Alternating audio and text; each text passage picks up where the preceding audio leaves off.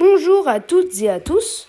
Aujourd'hui, je vous conseille 10 films d'horreur pour l'été. Bien évidemment, l'été, c'était le 21 juin, du coup, je suis un peu en retard. Mais pour les vacances d'été, avoir sous une chaleur ambiante, avoir sous les tropiques, avoir, vous voulez, dans le car pour aller quelque part ou dans l'avion. Voilà. Et commençons tout de suite. Midsommar de Ari Aster par Ari Aster. Ce film indépendant suédois produit par A24 est super bien. Suédois, en gros ça se passe en Suède. Et c'est vraiment super bien. L'acting est vraiment bon. Florence Pugh, je crois, c'est ce qui l'a fait connaître, je suis pas sûre. En tout cas, moi, c'est ce qui me l'a fait connaître. Et du coup, vraiment super film. L'acting est vraiment bon et la réalisation est vraiment bien. Ari Aster, c'est un mec très original qui adore les films très originaux. Du coup, vraiment, le film, c'est... genre, on te raconte une sorte d'histoire, genre, super bizarre. Avec... genre, le film est glauque par moments de fou, genre. Avant, je le critique, c'était un film par jour. Je faisais un film par jour, du coup, je vous conseillais un film par jour. Premier truc, c'était Midsommar. Mais le film, je vous conseillez un peu. Pas aux personnes qui détestent les films bizarres, genre. Aux personnes qui adorent les films classiques, et je vous conseille pas parce que je sais pas trop comment dire, c'est très bizarre, on va dire. Il y a plusieurs scènes où tu te dis ah d'accord, très bien, d'accord, c'est ça le film, ah bah d'accord, très bien. Oui, le début. Sans spoil, si vous l'avez vu, n'hésitez pas à me dire en commentaire, même si je sais qu'il n'y aura aucun commentaire. Le début, vous l'avez compris ou pas? C'est une vraie question. Parce que moi, non. Personnellement, je n'ai pas trop compris. Ok, d'accord, c'est pour un peu pourquoi, voilà. Je donne tellement peu d'informations en même temps, beaucoup, ça me termine. Purée, ça fait s'éteindre. Du coup, voilà, j'ai pas trop compris pourquoi ils mettaient ça au début. Mais bref. Ouais, sinon, un peu tout le monde disait un film d'horreur en plein jour. Et, genre... Ok, un film d'horreur en plein jour, mais La colline des yeux aussi, c'est un film d'horreur en plein jour. Et pourtant, tout le monde l'applaudit pas au miracle. C'est genre lui, parce que c'est original. C'est un film d'horreur en plein jour, donc on l'applaudit. Bravo, il a fait, voilà, bravo. La colline des yeux aussi, je sais pas. La moitié du film est en plein jour. Et pourtant, voilà. Si, il y a 2-3 moments en nuit, mais voilà. Le début, il fait nuit en Midsommar, tu vois. Du coup, là, je vais pas dire, non, c'est pas un film d'horreur en nuit, tu vois. Le début, il est en nuit. Non, c'est pas un film d'horreur en jour, parce que le début, il est en nuit. Voilà, c'est bon, il y a 2-3 moments, c'est... Voilà, je m'égare. Mais c'est pour ça que je comprends pas pourquoi tout le monde a crié au miracle. Ok, d'accord, c'est de nuit, c'est de jour, très bien. D'accord, mais qu'est-ce qu'il y a de intriguant? Qu'est-ce qu'il y a de fou, genre? Waouh, c'est en plein jour, donc c'est incroyable. Et désolé, mais je comprends pas. C'est pas parce que c'est en plein jour que c'est légèrement incroyable. Hein. Il y a des... Voilà. Parce qu'on me l'a vendu comme un film d'horreur qui se passait en plein jour, terrifiant. Non, en plus, le film est même pas terrifiant, c'est dérangeant, en fait. Il y a vraiment beaucoup de scènes, genre... Après, il y a des scènes, genre, c'est violent et ça fait peur. Mais il y a des scènes, genre, c'est juste dérangeant. En fait, c'est... Personnellement, je vous conseille de regarder la Director's Cut, où les bandes en haut sont blanches au lieu de noires. Non, le film n'est pas raciste. Voilà, petite vanne. Elle est pas drôle, mais c'est une vanne. Sinon, ouais, vraiment, l'histoire est bien écrite. Du coup, la réalisation sert à l'histoire comme plusieurs moments. En fait, j'aimerais pas trop en dire parce que je vais pas tout raconter. On sent vraiment, genre, une détresse dans le personnage. Que voilà. Par contre, j'aimerais juste à dire, il y a lui qui jouait dans Miller, une famille en herbe. Tout le film, je me dis, il a les chants de fou. Il a les chants de fou. Et on passe au prochain. Écoutez. X de T-West par T-West. Ce film, et voilà, du coup, au début, je vous en avais un peu parlé. Voilà, à voir si c'est une chaleur extrême dehors. Grande déclaration d'amour au cinéma de Toby Hooper, surtout Massacre à la tronçonneuse, qui vraiment, moi, m'a fait beaucoup penser à Massacre à la tronçonneuse. Donc, c'est vraiment un super film, parce que c'est pas casse slasher, genre. C'est plein d'autres choses. Et alors, par exemple, c'est un peu, genre, ça parle un peu de la vieillesse, voilà. Tout ce que je retiens du film, c'est... ça parle de la vieillesse, ça parle non, ça parle pas du romantisme. Ça parle de la vieillesse. Et le film est vraiment génial. Il y a des scènes où, genre, la crocodile, c'est dans la bande-annonce. Faut arrêter. Du coup, la scène je vais pas vous en dire, mais la scène du crocodile, elle fait peur. En vrai. Moi, elle m'a fait légèrement peur, elle m'a fait frissonner, comme ça, là. Et, ouais, mais moi, j'adore le sous-texte sur la vieillesse. Je trouve ça super, je trouve ça... J'ai très peu vu ça dans un film d'horreur. Ça veut rien dire, ce que je dis, d'accord. Je suis quoi, là? Je suis français ou je suis... Pas de suite. Je suis anglais ou je suis français, là? Balle perdue aux anglais. Du coup, vraiment, le film, il m'a... Vraiment, ça te fait frissonner. Genre, c'est un super bon slasher. Il tue un tas de monde. Non, je rigole. Ouais, il tue pas tant de monde que ça, mais c'est comme dans 47 Meters Down. Genre, il tue personne, mais c'est un très bon film. Enfin, c'est un film très efficace. Voilà. Mais il tue personne. Enfin, il y a... Si, il y a l'autre, là, Pablo, Peolo, là. Pélo, là, frère. Pablo, Palo, là, frère. Je veux... je sais pas, là, il va dans l'eau, il se fait bouffer. Voilà. Merde. Bon, c'est pas grave. Calmez-vous. Ouais, du coup, X, super trouvaille. Personnellement, c'est bientôt, il y a la fin de la trilogie. J'avais fait un mini short sur ça. Putain, t'es con. J'avais fait un short sur ça, sur Maxine. Parce que oui, il y a X, Pern, Maxine. Et vraiment, X a une réalisation vraiment cool. Il y a des moments, il me fait passer à Psychose. Voilà. Le moment où on voit la grand-mère par la fenêtre, ça m'a fait penser à Psycho. Je sais pas comment on dit, Psycho ou Psychose. Je sais pas. Du coup, ça m'a vraiment fait penser. Genre, en plus, le film est plutôt bien fait. Il y a de la bonne réalisation, je trouve. Qu'il y a des moments... c'est assez drôle à des moments, oui. C'est bof, surtout bof. Mais après, c'est un choix. Et surtout quand il l'a fait avec un 24, quoi. Frère, j'ai envie de dire, tu fais tout ce que tu veux avec un 24, c'est faux. Mais t'as plus de liberté, quoi. Désolé, mais ok, tu donnes ça à Universal aurait dit, garde ton scénario, tu rentres chez toi, et boum, voilà. Mais là, il a voulu, du coup, c'est super.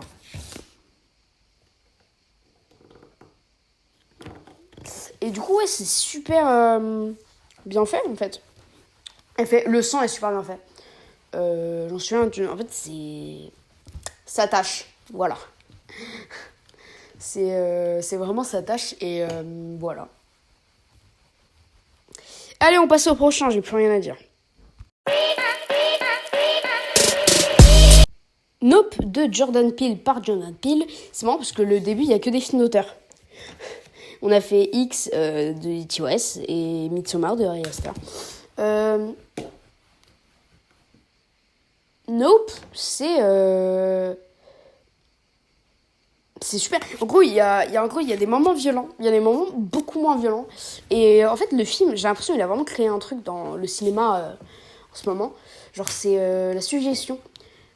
Voilà, c'est connu, mais genre, il y a le moment où on voit juste les nuages. Et ça, je trouvais ça plutôt original, même si on l'a déjà vu plusieurs fois. Mais dans la manière de se filmer, en fait, Jordan Peele, j'aime beaucoup ses films, à part Us. Voilà quoi, Us, c'est pour moi le seul point faible de sa filmographie. Get Out est très bien. Son dessin animé est plutôt sympa. Et Nope, il est très bien aussi. Et juste, Us, j'aime vraiment pas. C'est un peu un truc de doppelganger, mais on n'est pas là pour critiquer. Us, du coup. Du coup, Nope, c'est... moi, des scènes particulièrement qui me fait peur. C'est les scènes avec le singe. Qui m'ont fait peur, oui. Certes, mon pote, un de mes potes l'a vu. Et il m'a dit qu'il était sorti de la salle de cinéma. Il n'est pas habitué à avoir des films violents. Donc, c'est de la petite violence, mais vraiment, lui, il ne supporte pas la violence. Donc, il est sorti de la salle de cinéma dans la scène du singe. Parce qu'il trouvait que c'était trop violent et voilà. Bon, je m'en fous en vrai un peu, mais voilà. Non, vraiment, le film est à des moments. À des moments, en fait, c'est plutôt sympa. À d'autres moments, c'est plutôt. Bah. En fait, ça va. En gros, le film, il y a. Il y a des personnages incroyables, c'est vraiment bien écrit, mais il y a l'impression qu'il y a juste des trucs pour faire. Il y a juste un moment. Genre, par exemple, à un moment, il y a juste des trucs pour faire des trucs, quoi. Le moment avec. En fait, genre, le truc du singe, par exemple. D'accord. J'aimerais juste vous poser une question. À quoi ça sert à part allonger le film? Voilà. Après, je regrette pas, hein, ça c'est plutôt bien. Je trouve que c'était vraiment cool, une bonne trouvaille d'avoir fait ça, mais ça sert un peu à rien. Raconte une histoire, raconte deux. J'ai envie de dire un truc aussi, mais voilà. À un moment, on voit des aliens. Nope. Voilà, frère. Tu lis un peu le scénario. Pour ceux qui voient, c'est dans la grange. J'ai une question, mais pourquoi avoir mis ça en fait? C'est nul. C'est pas ouf, ça sert à rien en plus. Ça sert juste à rien, ok, il se fait détester, ok. Mais genre, ça sert à rien. Je sais pas, non? Vous êtes pas d'accord? Je sais pas. Moi, je trouve que ça sert à rien. Genre, il aurait juste dit le laisser là comme ça et laisser le film comme ça. Il aurait enlevé, ça aurait été un court-métrage de 1 heure. Mais c'est pas grave. On passe au prochain film, beaucoup plus connu. Je pense que vous l'avez sûrement vu. Don't Breathe de Fede Alvarez et par Fede Alvarez et Robo Sayagaj. Robo Sayagaj, ouais, je sais pas comment on le prononce, mais voilà. Le film est pas original, c'est vraiment classique, mais c'est bien amené, je trouve que. Personnellement, j'aime beaucoup son Evil Dead et j'attends beaucoup son Alien Romulus. Vous aurez sûrement une critique. Voilà, je vous promets rien. Il sort le 14 août, je crois. Et j'ai pas vu Millennium de lui. Donc j'ai juste vu Don't Breathe et Evil Dead. Et Evil Dead, très bonne surprise. Super surprise. C'est moins bien que l'original. Je pense qu'on n'aurait pas pu. Personne n'aurait pu dépasser l'original. Et que il aurait jamais réussi et que personne n'aurait réussi. Donc, très bonne surprise. Et du coup, je préfère Don't Breathe, perso. Et parce que Don't Breathe, il m'a mis un stress. Il me prend par le callback, il me lâche pas. C'est fini. Il me traîne sur 10 mm. Le film, il y a des retournements de situation à tout moment. Genre, non. Genre, à un moment, je suis content. Non, c'est mort. Il y a le type de 13 Reasons Why. Dylan Minnette, voilà. J'adore cet acteur, j'adore sa musique, surtout j'adore Wallows. Voilà. Anecdote qui pue un peu, mais qui est là. Je connaissais le nom, c'est juste, c'était un peu perdu, et voilà. Mais vraiment, super surprise. Genre, vraiment, le film ne te lâche pas. Genre, il te chope, il te pète par terre, il te prend le cou, il t'arrache les veines. C'est un vrai truc. Il te lâche pas, il dit non. Tu pars, non. C'est vraiment, c'est pas un des films qui m'a le plus stress parce qu'il y en a beaucoup plus et il y en a qu'un jour je ferai un truc quand je le reverrai parce que j'ai complètement oublié, mais il m'avait mis un stress. Oh, maman. Mais vraiment, c'est super surprise. Pourquoi avoir en été du coup? Parce que le film c'est genre un peu chaleur au Détroit, genre un peu chaleur abondante, un peu genre air saturé un peu.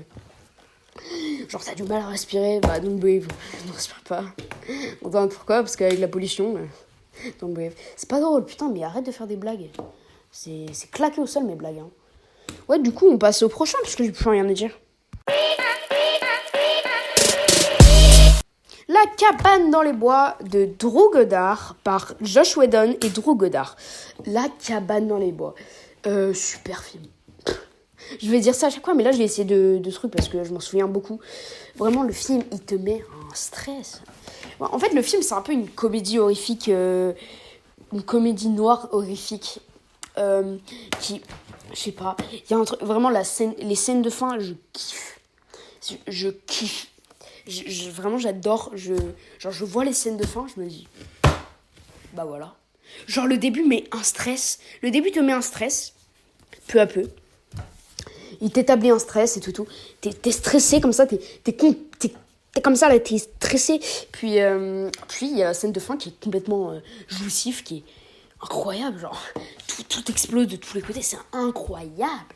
En plus ça dure longtemps, genre ça dure super longtemps et il y a plusieurs refs. J'ai vu des refs à Esther, Evil Dead bien évidemment. Moi je dis depuis Evil Dead tous les films qui se passent dans des cabanes dans les bois. Tout de suite qu'ils ont des cabanes dans les bois, c'est une référence à Evil Dead. Là c'est connu. Et il y a Chris Hemsworth qui joue Thor, qui joue pas Thor dans le film mais qui joue. Son rôle le plus connu est Thor. Parce que moi je le connais plus pour ça, pour la cabane dans les bois que pour Thor. Mais bref, c'est pas ce sujet. Mais vraiment, genre, le film te met en stress, comme ça, bam, le début te met en stress. Mais la fin, en plus, c'est un sous-texte féministe. Du coup, ce qui est vraiment cool. Moi, je vois beaucoup des sous-textes, mais féministes, j'en vois peu. À part dans Jusqu'à la... Mais vous aurez une vidéo sur les films d'horreur français, hein. Les films des genres français. Vous aurez une vidéo dans pas longtemps, je pense. Faut que je la tourne. Faut que je tourne celle-là. Faut une de tourner celle-là. Et faut que je monte celle-là. Voilà, du coup, ça va prendre un peu de temps. Ouais, du coup, vraiment jouissif la fin, genre. Incroyable. Tout le film, c'est un peu un instant de karma. La fin est un instant de karma pour tout le film, en fait. Allez, on passe à autre chose. Si, il y a une ref que j'ai beaucoup aimée, à The Ring et à The Grudge. Ça va un peu avec, je trouve. En fait, à des films japonais. Et du coup, on passe directement au 6e film. Rôle de Alexandre Aja par Michel et Shaun Rasmussen. Le film est produit par Sam Raimi et du coup par Gustas Pictures. Parce que voilà, je vais pas vous expliquer. Et le film est vraiment cool.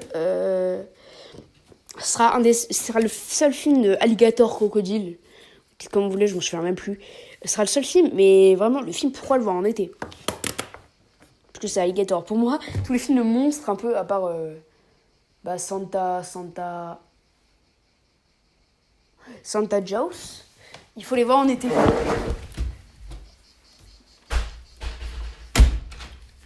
Je reviens. Du coup, oui, Crawl, c'est vraiment une super surprise. Qui est vraiment sympa à voir et vraiment cool à voir en fait. Je sais plus quoi trop dire en fait du film. Oui, la réalisation d'Alexandre Aja est plutôt cool. Le scénario est plutôt bien écrit. Celui-là, je vais aller vite parce que je vous laisse découvrir le film. Qu'est-ce que c'est ce truc là?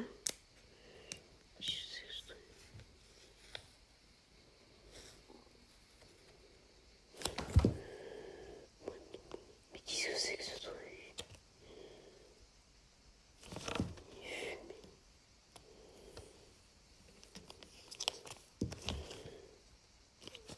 Ouais, du coup, on va s'arrêter là. On va pas s'arrêter là pour la vidéo, mais voilà, j'ai très peu à dire sur le film parce que je m'en souviens très peu. On passe au 7e. Ce film est très peu connu alors qu'il est très bien. C'est The Final Girl ou Scream Girl en français. Hein. Voilà. C'est toujours un bon truc en français. De Todd Strauss-Schulson et M.A. Fortune et Todd Strauss-Schulson, par M.A. Fortune et Joshua John Miller. Vraiment, le film est inconnu. Oui, moi j'ai revu pour la vidéo, mais sinon, genre le film complètement inconnu. Il est sur Netflix pour ceux qui veulent absolument le voir. C'est une très bonne comédie qui... Vous m'avez sûrement rien entendu là, mais du coup, ouais, le film est sur Netflix pour ceux qui veulent, mais c'est une très bonne comédie, très drôle, très enrichissante, qui sort un peu des petites comédies horrifiques qu'on a chaque année, qui se prennent pas au sérieux. Bon, là aussi, ils se prennent pas au sérieux, mais déjà, il y a un bon scénario. En fait, le film a plein de petites rêves bien sympas, genre le bail. Vous verrez dans le film les flashbacks. Vous verrez dès que vous aurez vu le film, vous verrez, c'est une idée géniale d'avoir mis ça. Et c'est une grande ref à Vendredi 13. Et sur Netflix, il y a une série qui s'appelle... comment ça s'appelle ? Qui s'appelle Les films de notre enfance. Et à un moment, sur l'épisode de Vendredi 13, il y a Todd Strauss-Schulson qui est interviewé pour parler de... En gros, il y avait écrit fan de films d'horreur. Et du coup, il en parlait, mais ça m'a fait rire. Et parce que je connaissais un peu le réel et vraiment super trouvaille sur Netflix, complètement inconnu. Je savais même pas qu'il existait. Ça m'a surpris quand je l'ai découvert. En gros, été, genre j'étais en été, celui-là je l'ai vu en été pour une fois. Du coup vraiment été, genre je m'en foutais, j'avais aucun film à voir. Il y avait un long voyage et Scream Girl. J'ai revu il y a pas longtemps pour la vidéo et il y a plein de trucs que je me souvenais pas. Il y a des moments un peu divagants, genre le moment dans la pièce, genre on dirait qu'il va rajouter 10 minutes de film. Genre 1h20, ça aurait été déjà bien. Avec un scénario pareil, ça aurait été déjà bien. Mais ouais, sinon, super nouvelle, le film. J'espère qu'il aura une suite parce que, franchement, il pourrait, mais puisque le film, je suis pas sûr qu'il ait bien marché. Je suis même pas sûr que le film soit sorti en France comme Light Was the Devil. Light, je sais plus. C'est le film qui s'affiche à l'écran. Ne va pas sortir à cinéma. Il va sortir qu'en vidéo et ça, je trouve ça très triste. Mais voilà. Du coup, on passe au prochain que vous connaissez sûrement aussi. Colline à des yeux, remake de je sais plus quelle année, de Alexandre Aja, par Wes Craven, Alexandre Aja et Grégory Levasseur. Pour ça, au début, je parlais de La Colline à des yeux, c'est parce qu'il allait revenir, en fait, c'était sur ma fiche. Donc, je pouvais en parler. Déjà, le film, pour beaucoup, c'est un film choc, et pour moi, pas tellement. Parce que j'ai vu l'original, non, je l'ai vu ou pas ? Je sais même plus. Parce que l'original, je l'ai beaucoup oublié, je ne sais même pas si je l'ai vu. Mais dans mes souvenirs, je crois que je l'ai vu. C'est compliqué. Personnellement, je trouve moins choc que La Colline des yeux. Je trouve moins choc que The Last House on the Left, c'est-à-dire la dernière maison sur la gauche. J'ai vu le remake, celui-là, j'ai pas vu l'original. Donc, je peux comparer deux remakes de Wes Craven, de deux films de Wes Craven. Personnellement, je préfère La Colline des yeux, mais je trouve que la dernière maison sur la gauche est plus choquante et plus nulle aussi. Ça, c'est un autre détail. Et La Colline des yeux, c'est une super surprise. Je l'ai découvert en été aussi, sur chaleur extrême. Genre, je crois que j'étais à l'océan. Je sais même plus à la mer ou à l'océan, je sais même pas. Et j'ai découvert le film, j'étais choquée. Genre, je me suis dit, quoi ? Genre, parfait. J'étais sur le sable, j'étais sur les sables. Tu vois, il faisait presque nuit, pratiquement nuit. Il faisait super chaud. Et La Colline des yeux. Voilà. Super trouvaille aussi. Super trouvaille, le film est sur Disney+. Et du coup, c'est super cool. C'est tout simplement. Et Grégory Levasseur, grand compagnon d'Alexandre Film. C'est une production, ça. Qu'est-ce que je veux dire oui, Grégory Levasseur, grand collaborateur de Alexandre Aja. Un jour, dans pas longtemps, déjà, il y aura une vidéo spéciale Never Let Go et vous allez vite comprendre dès que vous verrez le film. Aussi, je vous ferai un épisode spécial Alexandre Aja, mais d'abord, il y aura Never Let Go pour présenter un peu. On peut passer directement au prochain. The Shallows, ou Instinct de survie, en français, de John Colette Serra et par Anthony Jawinski. Voilà, toujours une galère de prononcer des noms de famille. John Colette Serra, je sais pas. Film de requin, donc, voilà, c'était le dernier. C'est l'avant-dernier, celui-là. Je trouve qu'il te met une tension. Moi, je trouve que la fin est pas ouf. Désolée, mais la fin m'a déçu. Contrairement au prochain film où la fin m'a complètement ébloui. Je suis refait de la fin. La fin m'a... Je sais pas, il y a toujours un truc que j'aime pas dans la fin, dans Instinct de survie. J'adore la mouette. Là, je parle de Nemo, mais vous allez comprendre. Hein, dès que vous verrez le film, vous allez comprendre. J'adore la mouette, vraiment. Grande dédicace à la mouette si elle nous regarde. Je pense qu'elle nous regarde, mais c'est pas grave. Vraiment, j'adore la mouette. Je la trouve incroyable. Je la trouve courageuse. Qu'est-ce que je voulais dire ? Oui, c'est la femme de Ryan Reynolds, je crois encore, je sais plus, qui joue dans le rôle. Et en gros, anecdote, elle était enceinte juste avant. Et du coup, elle se croyait trop grosse, alors que pas du tout, franchement. On leur a pas dit qu'elle était pour le rôle. Du coup, elle se croyait trop grosse pour le rôle. Elle pensait ça, mais franchement, pas du tout. Hein. Voilà. On me l'aurait pas dit, j'aurais pas deviné. Et vraiment, super film. Qu'est-ce que je voulais dire ? Une tension est plutôt bien mise en place. Le requin, putain. Oui, le requin, je me souviens plus du tout du design de requin. Mais il y a beaucoup de films de requins où le design est très bon. Cet été, il y a plein de vidéos que je veux faire, du coup, je vous en parle à chaque fois. Cet été, normalement, il y a une vidéo spéciale requin, crocodile, piranha, mais il faut que je vois des films de piranha, il faut que je vois des navets.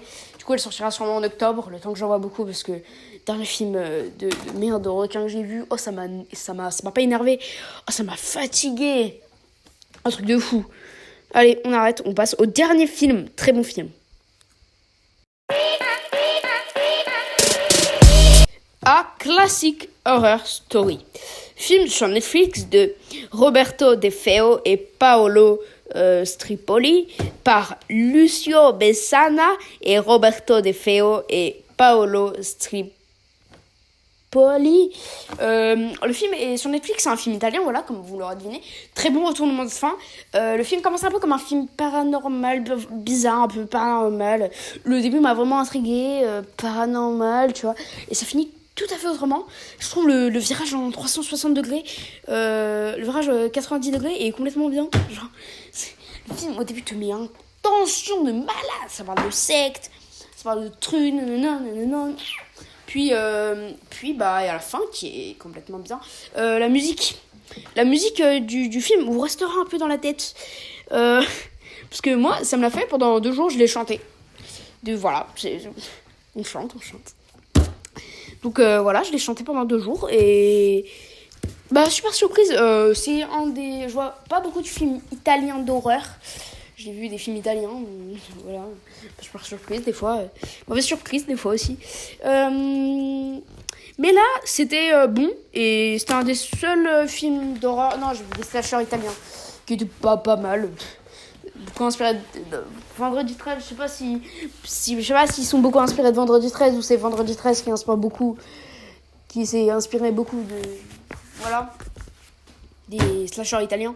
En tout cas, A Classic Horror Story, bah, c'est très bon.